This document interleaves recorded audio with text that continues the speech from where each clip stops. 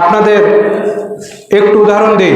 এই যেমন তারা, আকাশের তারা, বলেন তো তারা বড় না পৃথিবী বড়? দেখে তো মনে হয় যে পৃথিবী বড়, ঠিক না? কিন্তু তারা বড়। কত বড় দেখুন, একটু খেয়াল করুন, ভালো করে মনোযোগ দিন। যেমন ধরেন এই সূর্যটা হচ্ছে পৃথিবীর থেকে 13 লক্ষ গুণ বড়। অর্থাৎ এই যে একটা আমাদের যে পৃথিবী, ওই পুরা পৃথিবীর মতো 13 লক্ষটা পৃথিবী হলে একটা সূর্যের সমান হবে। খেয়াল করুন। আর এরকম একটা বর্তমানে ইউআই স্কুটি নামে একটি তারকা সম্পর্কে ধারণা পাওয়া গেছে। আপনারা গুগলে সার্চ দিলে পাবেন ইউআই স্কুটি নামে এই যে তারকা, এই তারকাটা, একটা তারকা সম্পর্কে বিজ্ঞান বলছে যে পৃথিবীর 13 লক্ষ গুণ বড় সূর্য, সেই সূর্য থেকে একটা তারার ওজন হচ্ছে 1,70,000,000 বেশি। সুবহানাল্লাহ। আর তার আয়তন হচ্ছে 500 কোটিরও বেশি। অর্থাৎ একটা সূর্যের থেকে একটা তারা 500 কোটি গুণ বড়। তাহলে একটা তারা কত বড় এখন চিন্তা করেন। এবার আকাশের দিকে তাকান, রাতের বেলায় কত কোটি কোটি তারা, ঠিক না? আমরা ছোটবেলায় একটা মানে ধরতাম যে কি, থাল ভরা সুপারি গণে গুণ ব্যাপারী। এটাকে আমরা আকাশে তারা বলতাম। এটা গণার মতো কোনো পরিস্থিতি না, এই জন্য মানাটা ছিল। তো এত তারা আছে আকাশে যে আমরা গুনতে পারি না। একটা তারা যদি এত বড় হয়, তাহলে এবার একটু মনোযোগ দিন। বলুন তো, নিজের বিবেকের কাছে প্রশ্ন করুন তো, ওই তারা যদি কোনোভাবে, কোনো অবস্থায়, কোনো পর্যায়ে পৃথিবীতে এসে খসে পড়তো, 1 সেকেন্ড থাকতো পৃথিবী? থাকতো না। অথচ ওই তারকাটা বছরের পর বছর, যুগের পর যুগ, শতাব্দীর পর শতাব্দী আকাশে কিভাবে ঝুলছে কোটি কোটি তারাগুলো, একটা তারাও খসে পড়লো না। কারণ ওই তারাগুলো হুকুম মানে কার? আল্লাহর হুকুম মানে। এই জন্যই। কিন্তু আমরা সে আল্লাহর হুকুম মানতে পারি না বলে আমাদের মধ্যে যত ঝামেলা। সম্মানিত হাজিরিন, বিজ্ঞান বলছে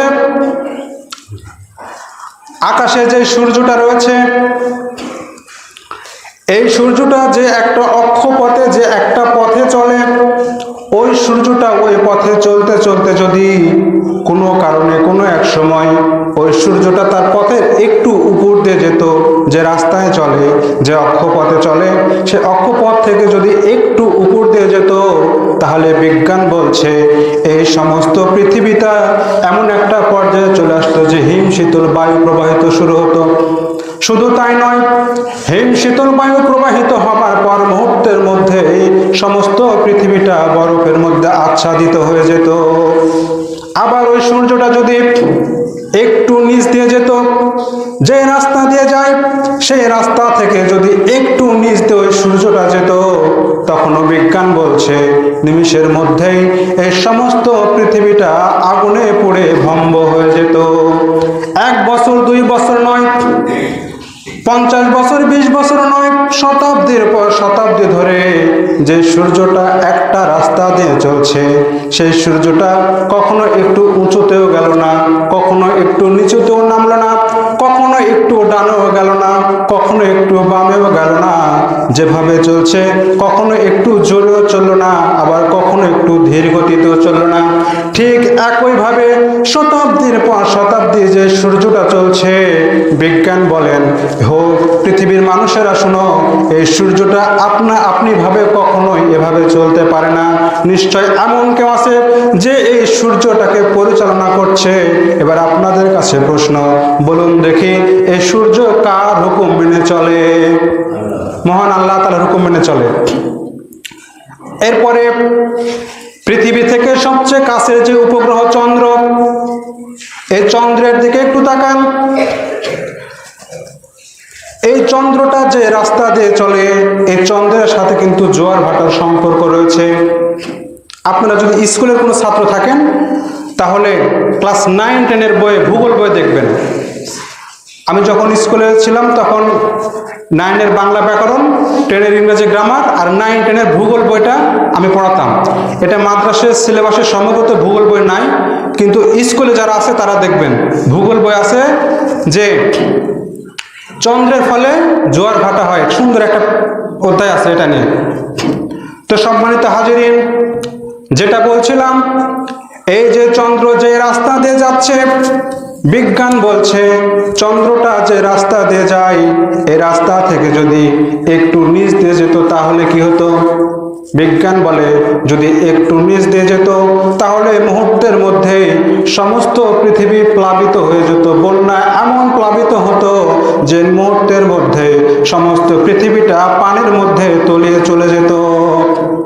আর ওই চন্দ্রটা যদি আর একটু উপর দিয়ে যায়, যে রাস্তায় দিয়ে প্রতিনিয়ত চলাচল করছে, ওই রাস্তার থেকে যদি একটু উপর দিয়ে চন্দ্রটা যায়, বিজ্ঞান এবার বলছে তাহলে কি হতো দেখুন, নিমিষের মধ্যেই মুহূর্তের মধ্যেই পৃথিবীতে জলাশয় তৈরি হতো। আর সেই জলাশয়গুলো একটা পর্যায়ে শুকিয়ে যেত, শুকানোর পরে এমন পৃথিবীটা এমন ফাটা হয়ে যেত, ফেটে যেত, চৌচির হয়ে যেত, বছরের পর বছর চলে যেত, কিন্তু এক বিন্দু পরিমাণ পানি আমরা পৃথিবীতে পেতাম না। তাহলে ওই চন্দ্রটা বছরের পর বছর ধরে, শতাব্দীর পর শতাব্দী ধরে যে রাস্তা দিয়ে চলছে, সেই রাস্তা দিয়ে চললো, কখনো একটু উঁচুও গেল না, কখনো একটু নিচের দিয়েও গেল না, কখনো ডান দিয়ে গেল না, কখনো বাম পাশ দিয়েও গেল না, কখনো জোরেও গেল না, কখনো ধীরেও গেল না। খেয়াল করে দেখুন কিভাবে একটা চন্দ্র তার আপন গতিতে চলছে। এবার বিবেকের কাছে প্রশ্ন করুন দেখি, এই চন্দ্রের কি স্বার্থ আছে একা একাই ভাবে চলার? পৃথিবীতে যদি কোনো কিছু এমন হতো, আমরা কত যত্ন করে একটা মেশিন তৈরি করি, 6 মাস পরে মেশিনের আর খবর থাকে না, অথচ ওই চন্দ্র কিভাবে যুগের পর যুগ ধরে এভাবে চলছে। এবার বাংলার পৃথিবীর সচেতন বিজ্ঞানীরা বলেন, আবিষ্কার করেন, এই চন্দ্র একা একা এভাবে কখনোই চলা সম্ভব নয়, বরং এমন কিছু আছে, এমন কেউ আছে যে এই চন্দ্রটাকে পরিচালনা করে। এই চন্দ্রটা কারো না কারো হুকুম মানে। এবার আপনি বলুন দেখি, এই চন্দ্রটা প্রতিনিয়ত হুকুম মানছে কার? মহান আল্লাহ তাআলা বলেন, ওয়ালাহুল হুকমু ওয়া ইলাইহি তুরজাউন। সূরা কাসাসের 7 নম্বর এটা আয়াত।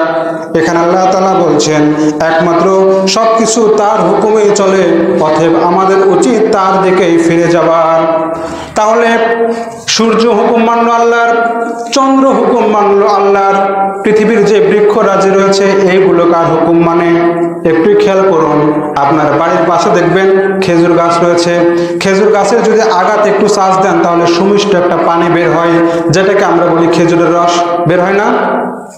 এটা যদিও খাওয়া ঠিক না, বর্তমানে এই খেজুরের রস থেকে নিপা ভাইরাস হচ্ছে, আর বড়ই থেকে নিপা ভাইরাস হয়। আর আরেকটা বিষয়, বাস্তবিকভাবে ভাবতে গেলেও এটা খাওয়া ঠিক না। কেন? আমরা কিন্তু অনেক খাই, অনেক সময় এটা খেয়েছি, বুঝে না বুঝে খেয়েছি, কিন্তু অধিকাংশ খেজুরের গাছে কিন্তু সাপ থাকে। আপনাকে যদি কোনো খাবার দেওয়া হয়, যে খাবারটা সাপে খায়, ওটা আপনি খাবেন? কখনো খাবেন না। খেজুরের গাছে কিন্তু সাপ থাকে, অধিকাংশ যেগুলো গাছে রস করা হয়, এবং ওই সাপে কিন্তু খেজুরের রস খায়। তাহলে ওই যে রস খেলো, ওটা নিয়ে এসে আপনিও খেলেন, এবার বলেন তো এটা কি খাওয়া ঠিক? তবে হ্যাঁ, আপনি সেটা জাল দিয়ে ভালোভাবে খেতে পারেন। তো আমি যেটা বোঝাতে চাচ্ছিলাম, যে খেজুরের গাছের আগায় আপনি চাষ দিলেন, সুন্দর সুমিষ্ট খেজুরের রস বের হলো, আপনি খেলেন। এখন আপনি যদি মনে মনে ভাবেন যে খেজুরের গাছের আগায় এত রস, না জানে গাছের গোড়ায় কত রস, আপনি যদি খেজুরের গাছের গোড়ায় এবার চাষ দেওয়া শুরু করেন, চাষতে চাষতে যদি মাটির অতল গভীর তলে যদি চলে যান, বলুন দেখি আপনি রস পাবেন কিনা? রস পাবেন না, কারণ খেজুর গাছকেও পরিচালনা করছে কে? সমস্ত কিছুতে পরিচালনা করে আল্লাহ। আকাশের দিকে তাকান, আকাশে যে গ্যালাক্সি রয়েছে, আকাশে কত রকমের তারা, তারকা সহ কত রকমের গ্রহ উপগ্রহ রয়েছে, সব কিছু কিভাবে নিয়ন্ত্রিত হবে, প্রতিনিয়ত ঘুরছে, এগুলো কিন্তু এক জায়গায় স্থির থাকে না। গ্রহ উপগ্রহ এসব কিছু এক জায়গায় স্থির থাকে না, অথচ সেগুলো কিভাবে চলছে, কারোটার সাথে কোনোটা কখনো ধাক্কা লাগে না। আপনি রাস্তায় বের হন, রাজশাহীতে যান, একজন ট্রাফিক পুলিশ দাঁড়িয়ে রয়েছে বাঁশি নিয়ে, আপনি অন্য পথে অবৈধভাবে যেতে পারবেন না। তারপরেও কত ট্রাফিক পুলিশ, কত গ্রিন সিগন্যাল, রেড সিগন্যাল, এরপরেও কিন্তু অ্যাক্সিডেন্ট বন্ধ নাই। পৃথিবীতে সবচেয়ে বেশি যে শাসন করা হয় রাস্তা বিষয়ে সেটা হচ্ছে যুক্তরাষ্ট্র।